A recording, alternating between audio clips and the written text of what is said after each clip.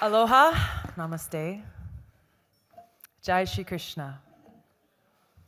I know it's late, but come on, guys. Jai Shri Krishna. Thank you. I really feel truly blessed and honored to have this opportunity to be here with you tonight for this most auspicious celebration. Anutamadas spoke with me about this celebration several months ago, and we worked very hard to make sure that I was very grateful to have the opportunity to be here tonight, so thank you very much for the invitation. It's impossible to fully describe the innumerable spiritual truths gifted to us by A.C. Bhaktivedanta Swami Prabhupada. I will attempt to highlight one key profound insight that I find to be so relevant and deeply needed in the world we live in today. Srila Prabhupada established unequivocally that real spiritual understanding, or real religion, transcends sectarianism, as we've seen so beautifully here tonight.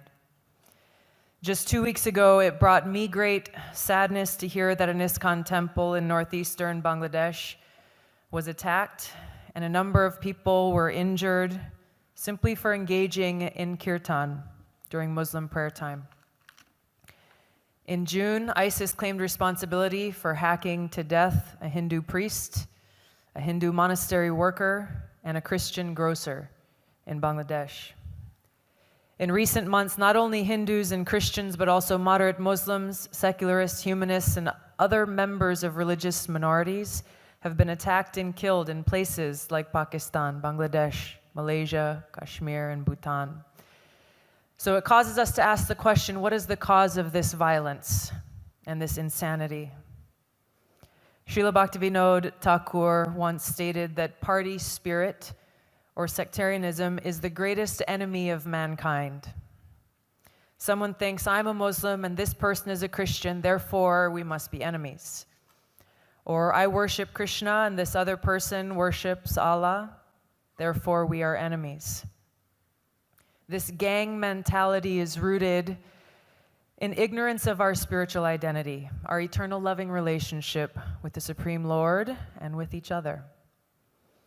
A reporter once asked A.C. Bhaktivedanta Swami Prabhupada if he found any conflict in drawing on the Bible, the Quran, the Torah, as well as Vedic scriptures in his teachings. And he replied, no, I don't find any conflict, because the ultimate goal is God. So you have to understand God and try to love him. Srila Prabhupada taught us this simple truth. Just love God. Just love Krishna. That it's not about one organization or another, or one religion or another. Real religion is understanding, knowing, and loving God. And each and every one of us, whether we call ourselves a Muslim, a Christian, or a Hindu, or any other designation, we each have this intrinsic opportunity to cultivate our own personal loving relationship with God. The sectarian violence and religious intolerance that we see around the world today springs from this idea that there are many gods and that each god has his own name. This is false. It's not that there are many gods competing with each other. Rather, there is one Supreme Lord who has many names. And by hearing and chanting and praising the names of God, anyone from any faith or tradition can awaken and cultivate his or her natural love for him.